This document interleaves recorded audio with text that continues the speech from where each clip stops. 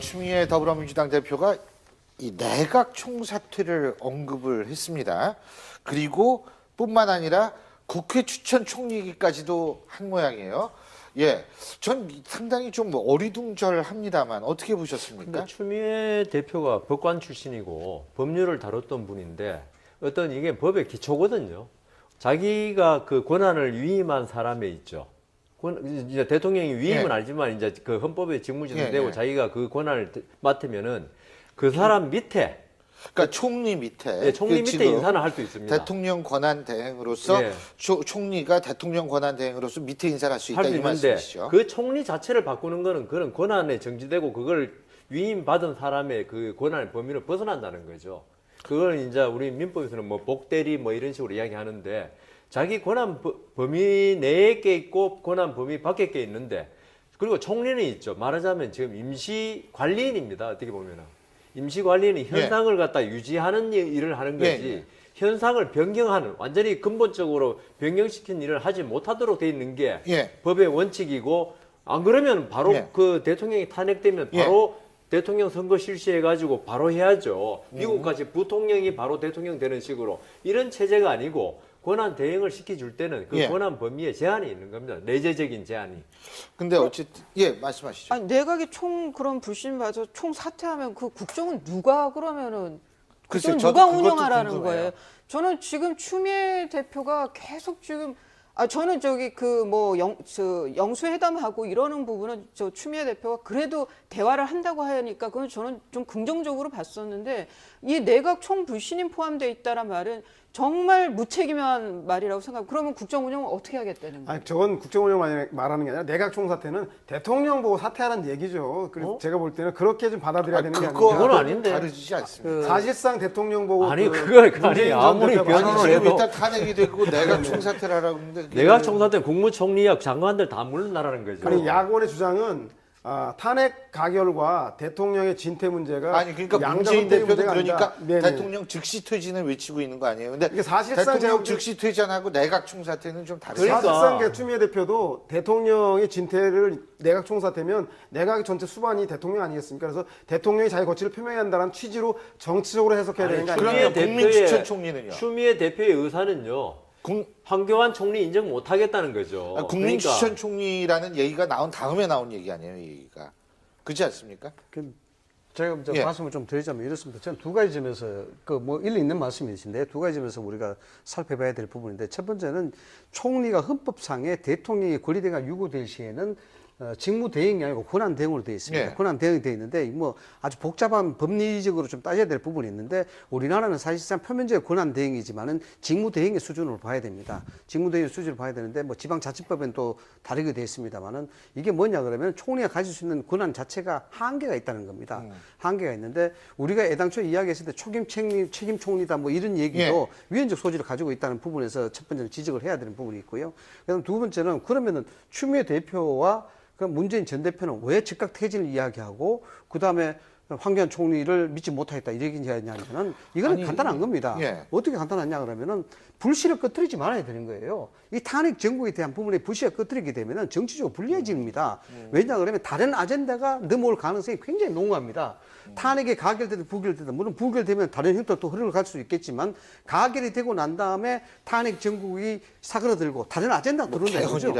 그렇죠. 이런 아젠다가 들어오게 되면은 그게 유불을 따지게 되면은 민주당 즉 문재인 대표가 불리할 가능성도 있다는 것이죠. 여기에 대해서 아젠다를 꺼뜨리지 않기 위해서는 여기에 대한 비합법성 그러니까 부도덕성 이 부분을 계속해서 소위 말하자면 축구로 치면 드리블을 해나가야 되는 부분이에요. 그런데 아젠다를 안 꺼뜨리는 건 중요한데 지금 추미애 대표에게는 진짜 초헌법적이고 법을 무시한 발상이라는 게 문제다. 그래서 다분히 이 부분은 이제 정치공학적으로 계산을 하고 전략적으로 계산하는 건데 제가 드리고 싶은 얘기는 게임으로 치면은 지금 야당이 이긴 게임이에요. 그렇지 않습니까? 게임에서 야당이 이긴 게임인데 야당이 소위 수권 능력을 보이려고 그러면은 이 내각 전체를 흔드는 것이 아니고 이분을 통합해서 정말 그 당정청이 같이 어우러지면서 민생이라든가 경제를 챙길 수 있는 그런 모습을 보이는 게 맞다는 얘기입니다. 아니 대통령이 약속하지 않았습니까? 3차 담화에서 국회가 결정해주면 거기에 맞춰서 진퇴를 결정하겠다고 했으니까 예.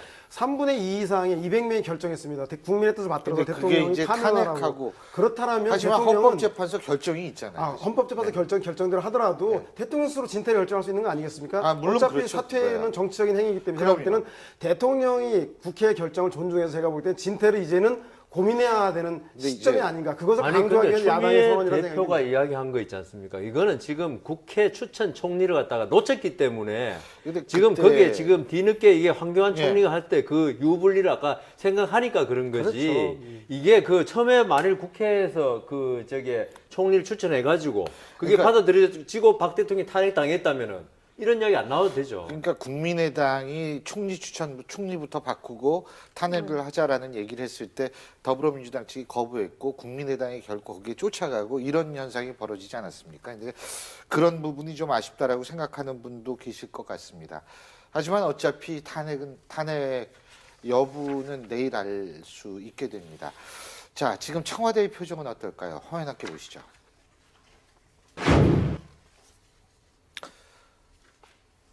탄핵을 하루 앞둔 청와대의 표정 담담할까요?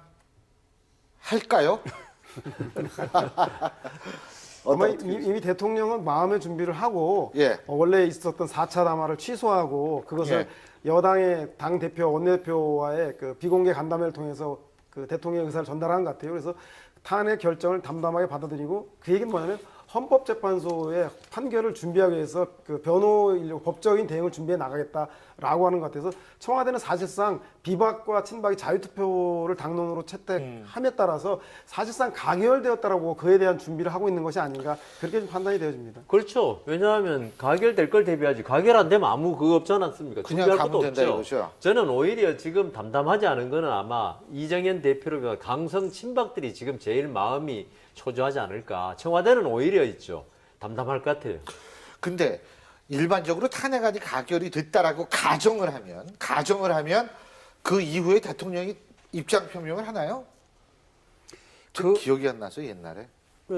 저도 뭐 그 기억은 없습니다만 가결이 됐다고 볼 경우에 헌재 재판소 심판을 담담히 기다리겠다. 이제는 원론적인 워딩은 충분히 있을 수 있죠. 그렇다고 해서 그 가결에 대해서 나는 반대한다. 이렇게 이야기하지 못하지 않습니까? 그럼요. 예, 예. 탄핵이 되고 권한 정지되면 있죠. 예. 그럼 뭐 또다시 무슨 의사를 표시하는 것도 있죠. 좀 노무현 이상하지 대통령- 않습니까? 아, 일반인도 기자회견을 할 수 있지 할 수 않습니까? 있는 노무현 대통령이- 대통령은 그 가결되었을 때는 입장 표명을 하지 않고요. 네. 그것이 헌재에서 그 부결되었을 때, 기각되었을 때, 예, 그때 인용이 입장을 안 됐을 발표해서 때. 예, 있었습니다. 아니 대통령이 이제 가결된 거에 대해서 이제 헌재 가서 제가 저는 뭐 사심 없었다 다시 얘기하면 진짜 즉각 사퇴하라고 또 나올 수밖에 없는 것이죠. 그러니까 아무 말을 할 수가 없는 상황. 근데 오늘 새누리당 이해운 의원이 아마 방송에서 이런 얘기를 한 모양이에요. 탄핵을 찬성하는 당 소속 의원들을 압박하고 회유하는 전화가 있었다는 의혹을 공개를 했습니다. 뭐 실제로 있었는지는 우리가 모르겠습니다만 이런 게 표심에 영향을 줄 수 있나요? 이것이 비공개적으로 진행됐을 경우에는 그 의원들은 상당히 압박감을 느꼈을 것 같아요. 특히 지난번에 왜 기억나시겠지만 그 선거법으로 기소된 의원들 같은 경우에 보이지 않게 이런 얘기를 한다면 이런 문제에서 심리적 압박을 가질 텐데 이것이 공론화되면 오히려 이것에 굴복하는 것이 더 큰 문제이기 때문에 제가 볼 때는 사실상 이해운 의원이 예방주사 차원으로 이런 얘기를 한 결과적으로 그렇게 되어서 이것이 제가 볼 때는 실제 의원들의 마음을 좌지우지하기는 이제 힘들어졌다. 예. 공론화 되어버렸다는 생각이 듭니다. 그 궁극적으로 저는 좀 원론적으로 봐야 될 부분인데 이게 사실 촛불 집회가 정말 도도히 흐르는 강물이거든요. 그러나 이 강물을 물길을 바꾸기 위해서 또는 물길을 멈추기 위해서 담화문을 발표했습니다. 결국 물길을 바꾸지 못했는 부분이거든요. 우리가 지금 비주류와 뭐 친박과 비박에 대한 찬반 유무 어떻게 될 것이냐 하지만은 이거는 민심이거든요. 민심이기 때문에 국회의원이 아무리 권력에 한계가 있고 권력에 대한 부분을 아무리 신경 쓴다 하더라도 민심에 대한 부분들은 그렇죠. 뭐 어쩔 수 없지 않겠느냐. 이게 그렇게 자기 생각이 정치 들고요. 생명의 문제라고 생각하는 분도 있을 수 있으니까요. 자, 내일 이제 오후 3시에 어떤 결과가 나올지 지켜볼 일만 남았습니다. 오늘 네 분 말씀 여기까지 듣죠. 고맙습니다.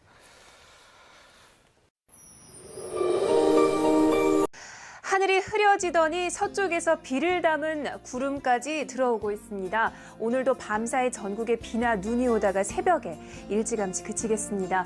그런데 이 짧은 시간 동안 강원도에는 많은 눈이 내려 쌓일 것으로 보여 주의하셔야겠습니다. 강원 북부 내륙과 산간에는 최고 8cm나 내려 쌓이겠고요. 그 밖에 강원에도 2에서 5cm 정도 예상됩니다. 경기 동부와 충북 그리고 경북 북부 지역에는 1cm 내외 정도의 눈이 내리겠습니다. 그 밖에 전국에는 5mm 내외의 비가 예보돼 있습니다. 출근 시각부터는 맑은 하늘을 볼 수 있겠는데요. 내일도 먼지가 섞인 안개가 짙게 낄 것으로 보여서 교통안전에 각별히 유의하셔야겠습니다. 또 낮부터 찬바람이 불어와 점점 추워지겠습니다. 내일 서울의 낮 기온 4도에 그치겠고 토요일과 일요일에는 영하 5도까지 크게 떨어지면서 무척 추워질 것으로 예상됩니다. 다가올 주말까지 옷은 정말 따뜻하게 입고 다니셔야겠습니다. 내일 기온입니다. 아침에 서울이 1도, 대구가 4도로 오늘보다 높게 출발하겠지만 한낮에는 서울이 4도, 대구가 9도에 머물겠고 찬바람의 체감온도 더 낮겠습니다. 바다 물결 대부분 해상에서 높게 일겠습니다. 주말과 휴일에는 하늘이 맑겠습니다. 날씨 알려드렸습니다.